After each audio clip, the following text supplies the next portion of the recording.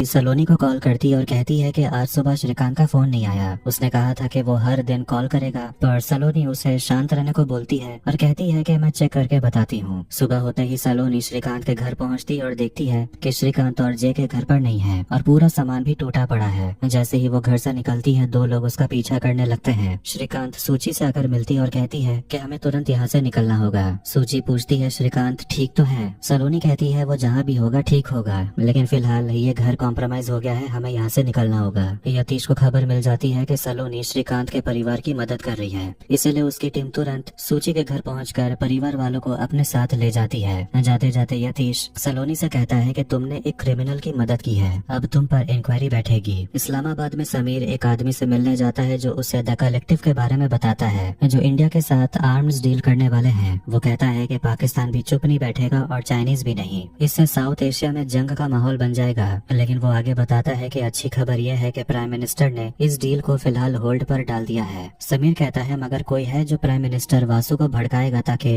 वो ये डील मंजूर कर दे, और अगर ऐसा हुआ तो पाकिस्तान भी मजबूर होकर आर्म्स रेस में कूदेगा और देश की हालत और बिगड़ जाएगी। वो दूसरा आदमी कहता है फिर तो हमें किसी भी तरह से इस डील को रुकवाना होगा, हम सीधे शामिल नहीं हो सकते, इसीलिए तुम्हें ही कुछ करना होगा। कुमार संबित को कॉल करके बताता है कि श्रीकांत का फोन आया था और उसने उसे रुकमा का फोटो भेजा, वही जिसने कुलकर्णी को मारा था। फोटो में एक औरत भी है। कुमार बताता है कि उस औरत का नाम मीरा है। बैकग्राउंड चेक करने पर पता चला कि वो एक हाई लेवल फिक्सर है जो ग्लोबल कॉर्पोरेशंस के लिए काम करती है। कुमार बताता है मेरा मानना है कि मीरा ने ही रुकमा से हमला करवाया होगा और इसके पीछे जरूर कोई बड़ा गेम है। संबित पूछता है आपके पास क्या सबूत है कि श्रीकांत सच बोल रहा है, क्योंकि वो तो खुद भी प्राइम सस्पेक्ट है। कुमार कहता है श्रीकांत भाग सकता था पर फिर भी वो पीछे रहकर काम करना चाहता है, इसका मतलब कुछ तो होगा। संबित कहता है सीधे बोलिए आप चाहते क्या है? कुमार कहता है रुकमा और मीरा के खिलाफ इंटरपोल रेड नोटिस निकलवाइए। संबित कहता है कि ये इतना आसान नहीं है, पहले श्रीकांत को कस्टडी में लीजिए। फोन कटने के बाद संबित थोड़ा टेंशन में आ जाता है और वो एक दूसरे ड्रॉयर से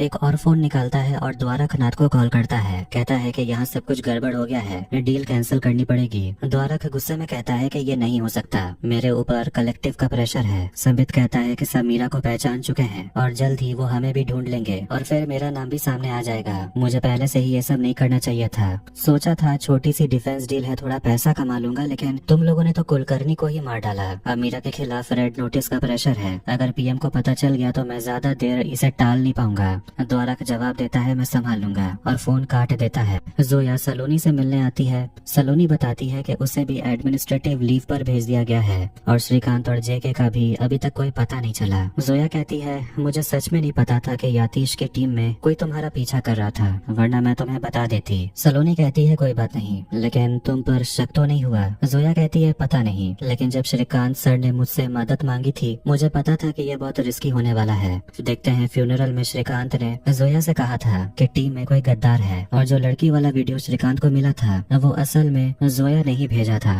सलोनी हैरान होकर कहती है लेकिन वही वीडियो अटैकर्स को भी मिला, मगर ये वीडियो तो सिर्फ एनआईए को भेजा गया था ना, फिर अटैकर्स को कैसे मिल गया? मतलब टीम में ही कोई है जो अटैकर्स की मदद कर रहा है। उधर श्रीकांत, स्टीवन और बाकी लोग जंगल में उस आदमी से मिलने जाते हैं जिसे श्रीकांत ने फोन किया था, लेकिन वहाँ सिक्योरिटी बहुत ज्यादा होती है और कुछ सोल्जर्स आकर उन्हें पकड़ लेते हैं। जोया सुचित्रा और बच्चों से मिलने आती है, लेकिन एक पुलिस वाला बताता है कि आपका टीम का ही कोई आदमी आया था और उन्हें ले गया। ये सुनकर जोया तुरंत सलोनी को फोन करती है, कहती है मुझे डर लग रहा है। इधर श्रीकांत और बाकी लोग जेल में बंद होते हैं। वहीं जेल में माइकल आता है, स्पेशल टास्क फोर्स ऑफिसर जिसे श्रीकांत फोन कर रहा था, और माइकल को हमने फर्जी वेब सीरीज में देखा था। श्रीकांत उसे देखकर गुस्सा भी था और खुश भी। माइकल उन सभी को बाहर निकलवाता है। उधर यतीश सुचित्रा और बच्चों को अपने सेफ हाउस में लाता है और उनकी पूरी खातिरदारी करता है। कहता है अगर कुछ चाहिए तो भास्कर को बताइएगा। सुचित्रा पूछती है हमें यहाँ बंद करके क्यों रखा गया है? यतीश कहता है आप लोगों को अरेस्ट नहीं किया गया है, बस प्रोटेक्टिव कस्टडी में रखा गया है। जोया श्रीकांत वाला नंबर पुनीत को देती है ट्रेस करवाने के लिए, इससे उन्हें पता चलेगा कि यतीश ने परिवार वालों को कहाँ रखा है। माइकल सबको लेकर एक तमिल रेस्टोरेंट में आता है। यह देखकर सभी हैरान होते हैं कि नॉर्थ ईस्ट में एक तमिल रेस्टोरेंट कैसे हो सकता है। माइकल बताने लगता है कि एक समय था जब बर्मा में बड़े टी प्लांटेशंस का सारा बिजनेस तमिल लोग चलाते थे, लेकिन ये सब बर्मा के लोकल लोगों को पसंद नहीं आया, इसीलिए तमिलियंस को इंडिया आना पड़ा। उन्हीं में से एक माइकल के पिता भी थे जो प्लांटेशन मैनेजर थे।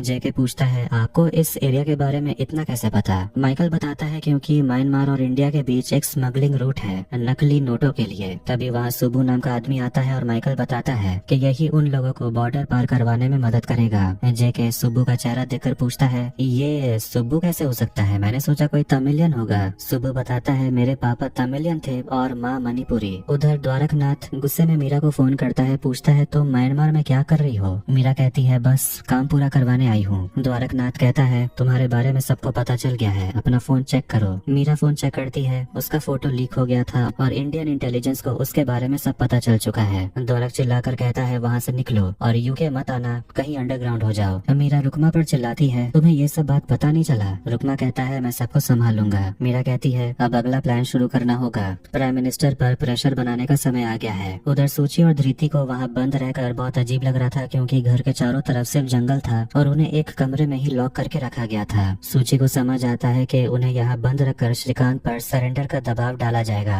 वो कहती है कि वो ऐसा नहीं होने देगी और उन्हें किसी तरह यहाँ से निकलना ही होगा। अथर्व ऊपर बनी खिड़की से निकलने की कोशिश करता है, लेकिन भाई बहन में तो कोई कोऑर्डिनेशन होता ही नहीं, तो प्लान फेल हो जाता है। इस बीच दिखाया जाता है कि ब्लैक ऑप्स टीम पर जो हमला हुआ, कुछ लोग जिंदा थे और उन्हें पकड़कर रुकमा के पास लाया गया था। रुकमा उनसे सच्चाई उगलवाने की कोशिश करता है, लेकिन वो लोग कुछ नहीं बताते हैं। उन सोल्जर्स के वीडियो सोशल मीडिया पर डाल दिए जाते हैं और प्राइम मिनिस्टर ये देखकर घबरा जाती है, क्योंकि मिशन के बारे में सबको पता अब चल जाएगा। प्राइम मिनिस्टर गुस्से में अपने टीम को फटकारती है, अब तक तुम लोगों के दिए गए सारे आइडियाज फेल हो गए, अब मैं खुद डिसीजन लूंगी। म्यांमार एम्बेसडर से बात करो, मुझे मेरे सोल्जर्स वापस चाहिए। रात के समय सुब्बू श्रीकांत, जेके, स्टीवन और बाकी लोगों को बॉर्डर पार करवाने ले जाता है। वो सभी नदी के रास्ते दूसरी तरफ जा रहे थे। उधर जिस घर में सूची और बच्चे बंद थे, उसी घर के बाहर कुछ लोग आते हैं। भास्कर बंदूक लेकर पूछने जाता है कि वो लोग है कौन, लेकिन पीछे से यतीश भास्कर को गोली मार देता है। इससे साफ हो जाता है कि असली गद्दार यतीश है। घबराकर सूची और धृति अथर्व को खिड़की से बाहर भेजते हैं। अथर्व बाहर से दरवाजा खोल देता है। यतीश कमरे में आता है तो देखता है कि तीनों भाग चुके थे। इधर तीनों फेंस पार करके जंगल की तरफ निकल जाते हैं। इधर सलोनी और जोया लोकेशन फॉलो करते हुए एक सुनसान जगह पर पहुंचती है। उन्हें समझ नहीं आता कि अब यहाँ से कहाँ जाया जाए। तभी गनशॉट की आवाज आती है। तीनों मतलब के सूची, धृति, अथर्व छिपे होते हैं। सूची बच्चों से कहती है, तुम लोग भागो, मैं उन्हें रोकती हूँ, लेकिन बच्चे नहीं मानते। एक आदमी सामने आता है बंदूक लेकर, लेकिन सलोनी उसे गोली मार देती है। सलोनी आगे बढ़ती है, तभी उसे भी गोली लग जाती है। पीछे से जोया उस आदमी को मार गिराती है। आखिर में सलोनी और जोया सूची और दोनों बच्चों को ढूंढ लेती हैं।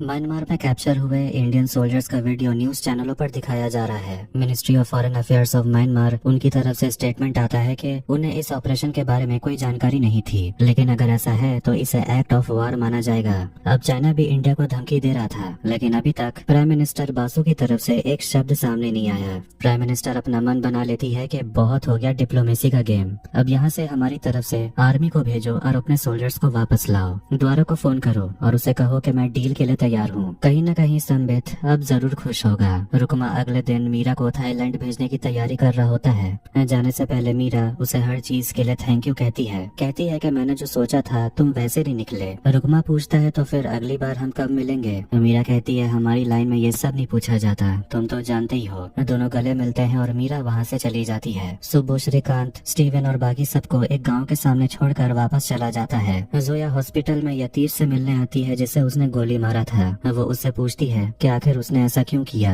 यतीश कहता है कि इसके पीछे कोई सैड स्टोरी नहीं है, हम लोग अपनी जान दांव पर लगाकर काम करते हैं और बदले में हमें क्या मिलता है? एक सैलरी, जिसे हम सैलरी भी नहीं कह सकते। हाँ, मैंने ये सब कुछ पैसों के लिए किया। वो जोया से पूछता है कि तुम आखिर ये सब क्यों कर रही हो? तुम और श्रीकांत भी किसी के इशारों पर नाच रहे हो, तुम्हें बस ये पता नहीं है। जोया बताती है कि मैं इंजीनियरिंग ग्रेजुएट हूँ, मुझे अगर पैसे कमाने होते तो मेरे पास बहुत सारे ऑप्शंस थे, मैंने ये चुना और हाँ, मैं देश के लिए ये सब कुछ कर रही हूँ। श्रीकांत जैसे ऑफिसर्स की वजह से देश के लोग चैन से सो पाते हैं। वो यतीश से कुलकर्णी के असैसिनेशन केस के बारे में कन्फेशन मांगती है, बदले में उसे जिंदा रहने का एक और मौका मिलेगा। उधर प्राइम मिनिस्टर को बताया जाता है कि अगर ये युद्ध शुरू हुआ तो बहुत लंबा चलेगा, इसलिए पूरी तैयारी के साथ जाना होगा। श्रीकांत और उसकी टीम गाँव पहुँचती है तो सब लोग उन्हें घूर रहे होते हैं। तभी एक लड़का आता है, तेमजन, जो स्टीवन का आदमी है और फिनिक्स विलेज में ही रहता है। तेमजन बताता है कि एक सीक्रेट ऑपरेशन में कुछ इंडियन सोल्जर्स यहाँ पकड़े गए हैं। स्टीवन श्रीकांत से कहता है कि इसका मतलब तुम्हारे यहाँ भी कोई गद्दार है। श्रीकांत समझ जाता है कि रुकमा सोल्जर्स की जान के बदले जरूर कुछ मांगने वाला है।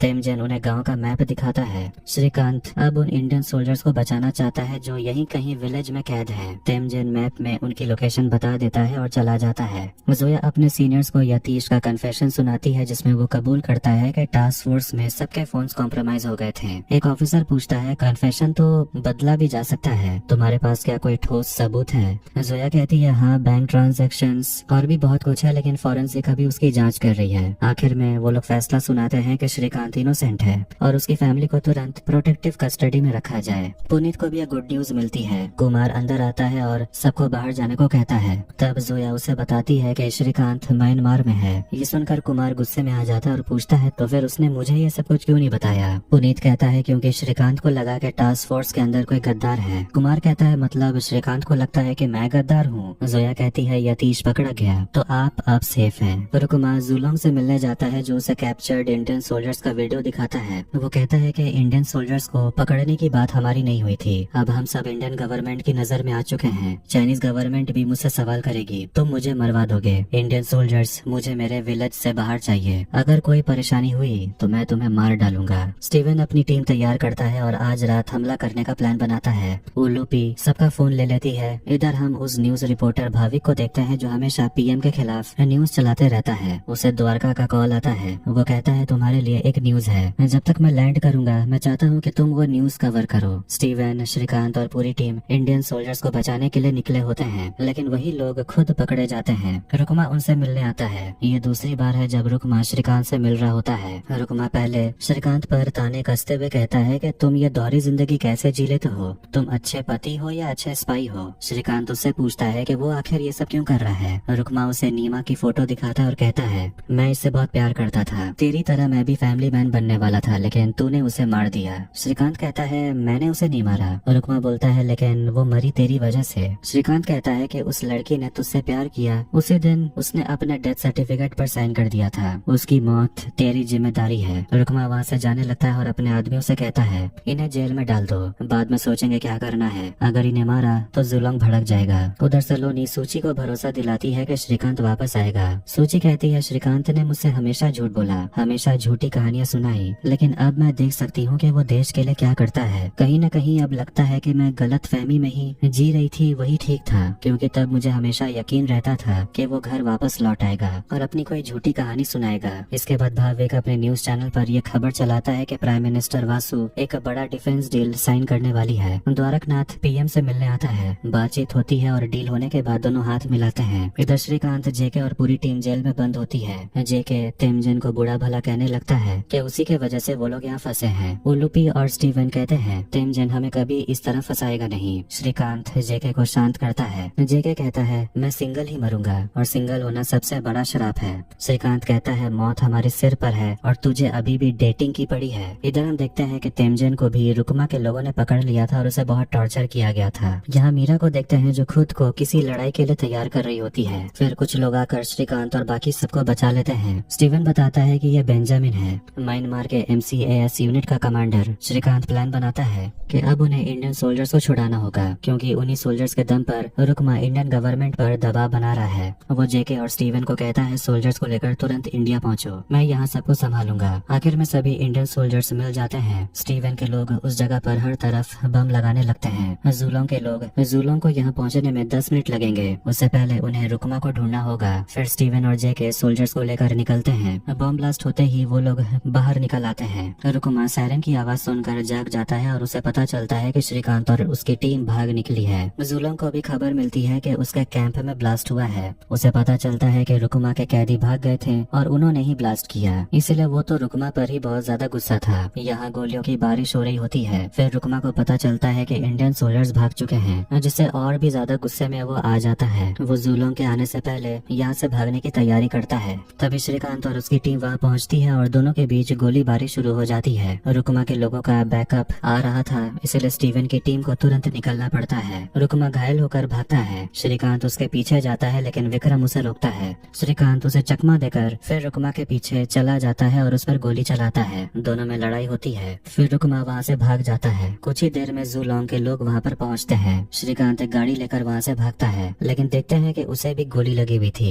दुश्मन उसका पीछा कर रहे थे, इसीलिए वो जंगल की तरफ जाने लगता है। लगातार ब्लीडिंग से वो बेहोश होने लगता है और उसकी गाड़ी पेड़ से टकरा जाती है। इधर जेके, स्टीवन और सोल्जर्स सामने वाले इंडियन बेस तक पहुंच जाते हैं। उधर हम मेजर समीर को देखते हैं जो स्नाइपर लेकर तैयार है। वो किसी को निशाना बनाकर ट्रिगर दबा देता है। विक्रम बेस पहुंचता है और जेके को बताता है कि श्रीकांत रुकमा के पीछे गया है, जिससे कि जेके भी टेंशन में आने लगता है। श्रीकांत घायल हालत में बाहर निकलता है। इधर उसके परिवार को हम एक गाड़ी में कहीं जाते हुए देखते हैं। जैसे ही श्रीकांत की आंखें बंद होती हैं, सीजन 3 यहीं पर एंड हो जाता है।